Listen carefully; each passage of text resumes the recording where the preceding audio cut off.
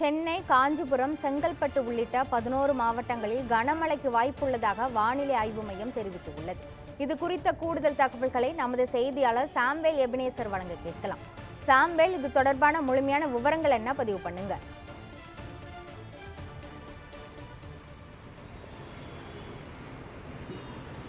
கிருஷ்ணவேணி, சென்னையில் காலை முதலே அதாவது மழையானது அதிக அளவில் பெய்து வருகிறது. குறிப்பாக சென்னையில் இருக்கக்கூடிய பல பகுதியில் லேசான மழை மற்றும் அதிக மழை நேற்றிரவு முதல் பெய்து வரக்கூடிய நிலையில் சென்னை வானிலை ஆராய்ச்சி மையமானது நேற்று தினம் தெரிவித்திருந்தது. சென்னை மற்றும் தமிழகத்தில் பல்வேறு மாவட்டங்களில் கனமழைக்கு வாய்ப்புள்ளதாக தெரிவித்திருந்தனர். இந்த நிலையில் நேற்று இரவு முதலே சென்னையில் மழையானது பெய்ய துவங்கியிருக்கிறது. குறிப்பாக திருவேற்றியூர் தொடங்கி தாம்பரம் வரை உள்ளான பல்வேறு பகுதிகளில் இந்த மழையானது கொட்டி தீர்த்து வருகிறது.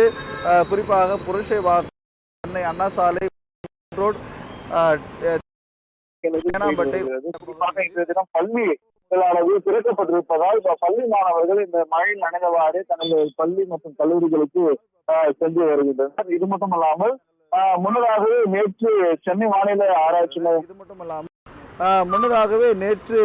வானிலை ஆராய்ச்சி மையம் அறிவித்தபடி இன்று தமிழகத்தில் ஒரு சில இடங்களில் மழைக்கு வாய்ப்புள்ளதாகவும், அதே போல புதுவை மற்றும் காரைக்கால் பகுதிகளில் இடியுடன் மின்னல் கூடிய லேசான மழைக்கு வாய்ப்புள்ளதாக தெரிவித்திருந்தது. அதன்படியில் சென்னை, காஞ்சிபுரம், செங்கல்பட்டு, விழுப்புரம், கடலூர், தஞ்சாவூர், திருவாரூர், நாகப்பட்டினம் மற்றும் மயிலாடுதுறை, புதுக்கோட்டை, ராமநாதபுரம் மாவட்டங்களிலும், அதைத் தொடர்ந்து புதுச்சேரி, காரைக்கால் பகுதிகளிலும் ஓரிரு இடங்களில் மழைக்கு வாய்ப்புள்ளதாக தெரிவித்திருந்தனர்.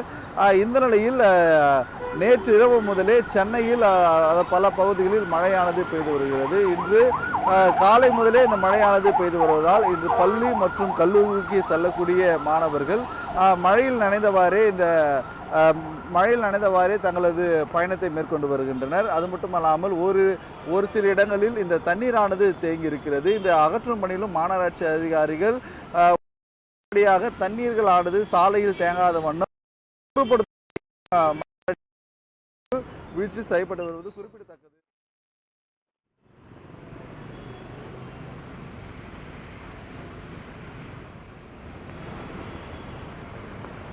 சென்னை உட்பட 11 மாவட்டங்களில் இன்று கனமழைக்கு வாய்ப்பு என வானிலை ஆய்வு மையம் தெரிவித்துள்ளது. இது குறித்த முழுமையான விவரங்களை வழங்கியதற்கு நன்றி சாம்பேல் எபினேசர்.